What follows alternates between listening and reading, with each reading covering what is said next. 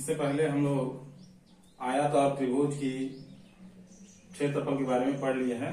आज उसी से संबंधित इबारती प्रश्न पर ध्यान देंगे। एक आयत की लंबाई उसकी चौड़ाई की 2 गुनी है।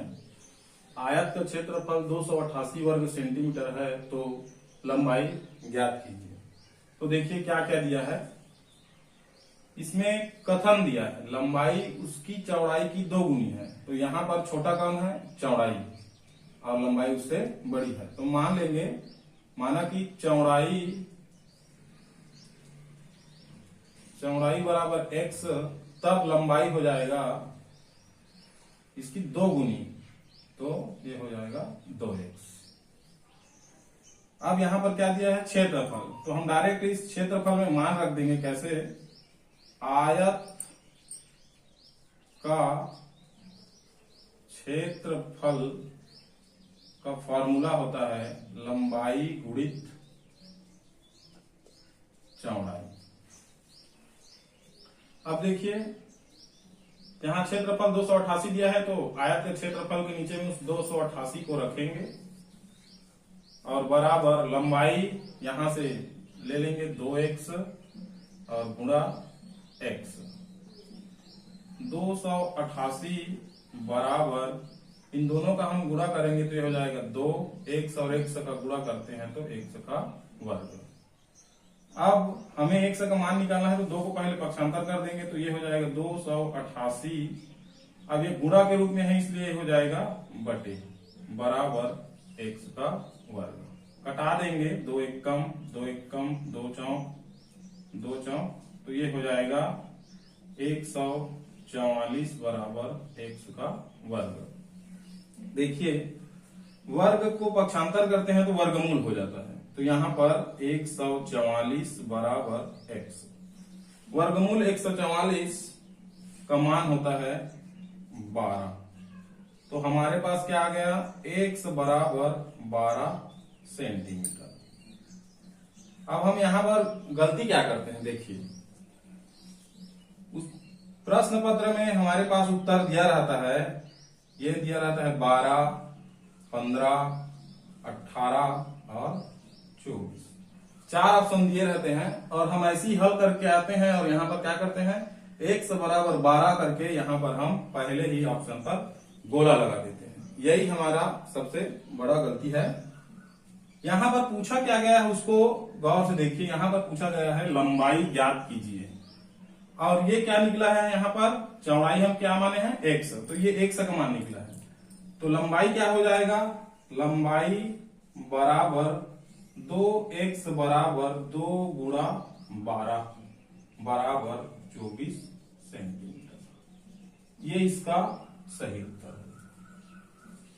गलती यही होता है, हम बनाते बनाते जाते हैं, सरल लगता है, सरल लगने के कारण ये x का मान निकल जाता है और तुरंत हम ऑप्शन में देखते हैं 12 कहां पर है तो लगा देते हैं, जबकि यहां तक पढ़ते पढ़ते हम भूल जा रहते हैं कि क्या पूछा गया है।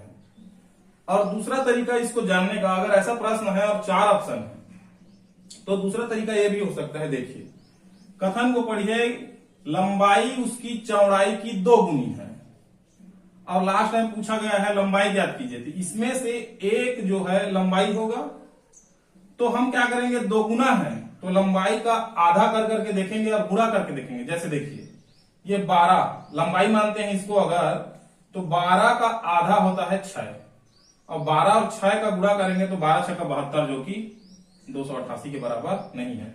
इसका आधा होगा नहीं। इसका देख लेते हैं, अगर इसको लंबाई मानते हैं तो इसका आधा कर दीजिए 9, तो 18 और 9 का गुणा करके देखिए, 18 नियम होता है 162, जो कि इस ऑप्शन से नहीं मिल रहा है।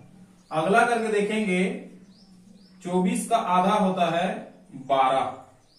इन दोनों का यहां पर गुणा करके देखें तो 12 चौक 48, 4 और 12 दूनी 24 और 4 28, तो ये 288 आ जा रहा है। मतलब यही वो लंबाई है जिसका आधा चौड़ाई हो जाएगा, उसका आधा, और दोनों का गुणा करने पर इतना आएगा।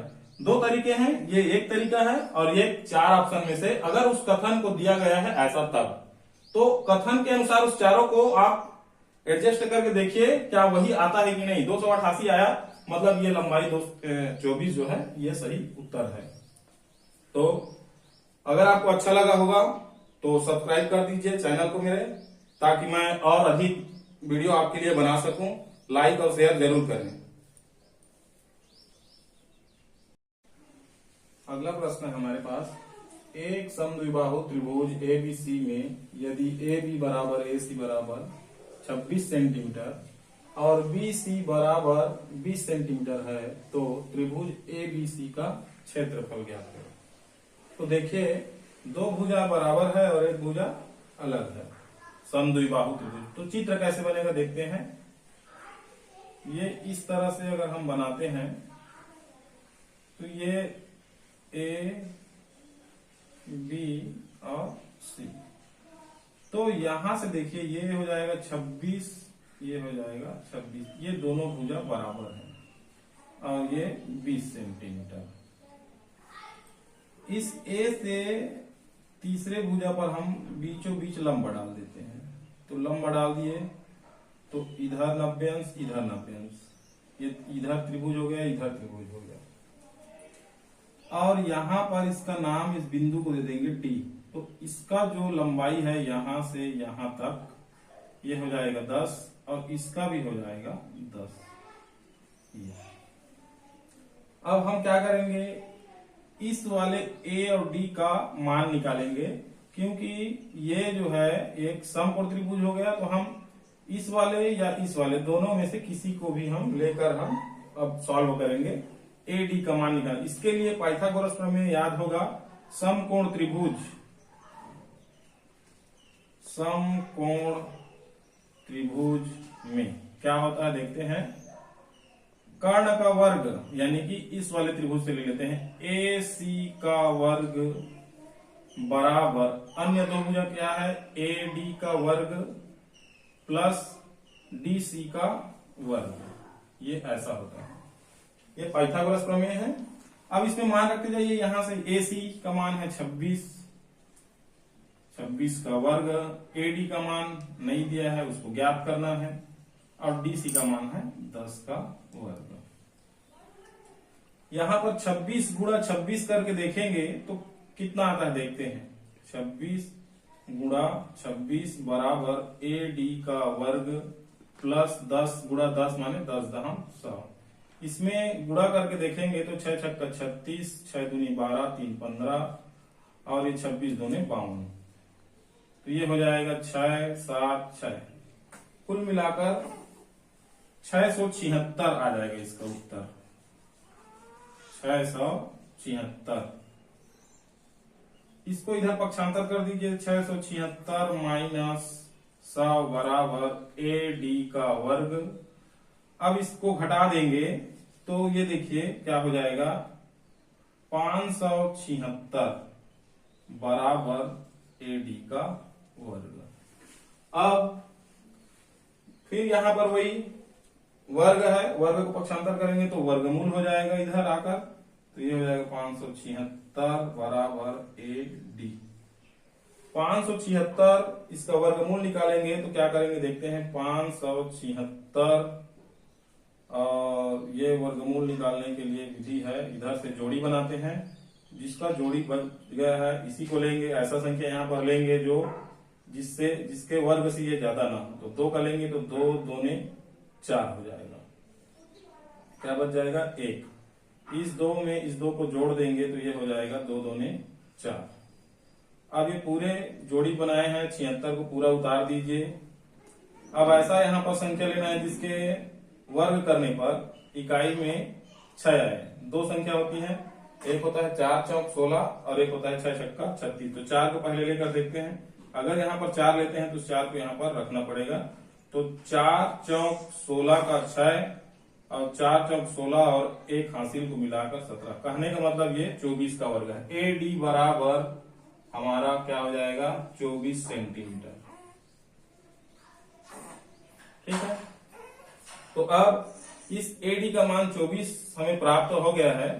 तो इसका क्षेत्रफल क्या हो जाएगा, त्रिभुज का क्षेत्रफल मैं पहले भी इसीलिए क्षेत्रफल का सूत्र बता दिया था, 1/2 गुणित आधार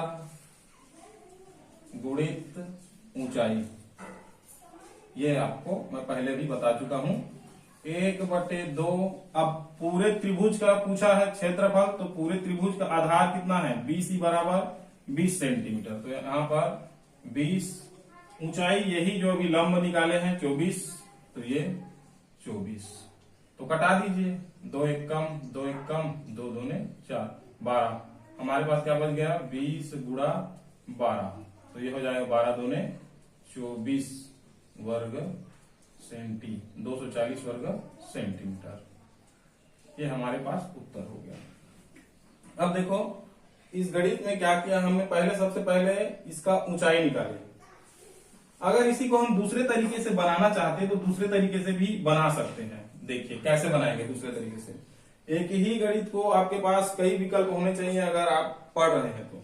देखिए तीनों भुजा का माप दिया है 26, 26 और 20। तीनों भुजा का यहाँ पर एक बार और मैं बना देता हूं, ये 26, ये 26 और ये 20। तो तीनों भुजा दिया है, तो हम विषम बाहु त्रिभुज का फॉर्मूला हमें याद है, तो उसमें रखने से पहले हम इस तीनों भुजाओं का क्या निकालते हैं, परिमिति। परिमिति परिमिति माने अर्ध परिमाप। तीनों भुजाओं का आधा कर देंगे, 26 प्लस 26 प्लस 20/2। इसको हम एस नाम देंगे, एस बराबर 26 दूने 52 और 20 72/2 बराबर इसका आधा क्या हो जाएगा, 36 हो गया।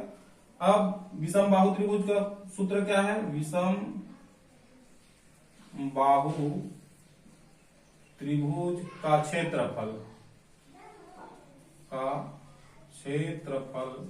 यहां पर लिख देते हैं, क्या हो जाएगा, वर्गमूल के अंदर s minus a, s minus b, s minus c। ये हमारे पास सूत्र है। और यहां पर देखो s हमें मिल गया है 36, तो रखते जाइए।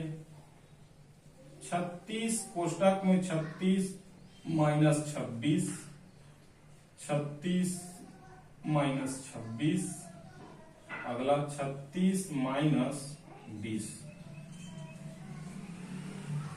तो अब यहां पर देखिए क्या हो जाएगा, 36 गुणा, यहां से घटा दीजिए क्या बच जाएगा, 10। यहां पर भी घटा के देखिए क्या बच जाएगा, 10। और 36 में 20 घटाएंगे कितना बच जाएगा, 16।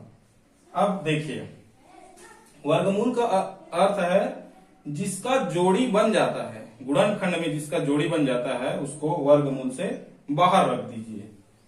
तो देखिए ये 36 को हम कैसे लिख सकते हैं, 6 गुणा 6।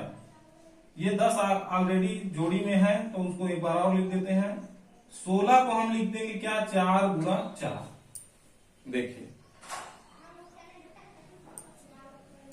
अब देखिए यहां पर हम जोड़ी बनाएंगे, तो ये 6 का करनी से बाहर 6, ये 10 का, ये भी, और ये 4 का, तो ये 4। अब सभी का गुणा कर दीजिए, तो ये हो जाएगा 60 और ये 4, तो 60 गुणा 4 माने 240 वर्ग सेंटीमीटर। जो कि देखिए इसमें भी वही उत्तर आ रहा है, 240 वर्ग सेंटीमीटर, इसमें भी 240 वर्ग सेंटीमीटर। कहने का मतलब इसमें हमें लंबा जाना पड़ा, पहले AD निकालना पड़ा। इसमें तीनों भुजा दिया है, तो विषम बाहु त्रिभुज में सूत्र में लगा दीजिए, इसमें भी वही उत्तर आएगा, इसमें भी। अगर तीनों भुजा दिया है तो हम इसके ये जो ऊंचाई है उसको ना निकालकर हम सीधा विषम बाहु में उसका मान रख देंगे। विषम बाहु त्रिभुज का सूत्र याद कर लीजिए, और उससे पहले हम उसका क्या निकालते हैं, परिमिति s, उसका आधा, तभी यह जो उत्तर है हमें प्राप्त होगा। आपको यह वीडियो अच्छा लगा होगा, ये दोनों जो विधि है, तो बिल्कुल लाइक कीजिए, शेयर कीजिए और सब्सक्राइब कीजिए, ताकि हम आपके लिए और भी इससे बेहतर आपको विधि वगैरह बता सकें।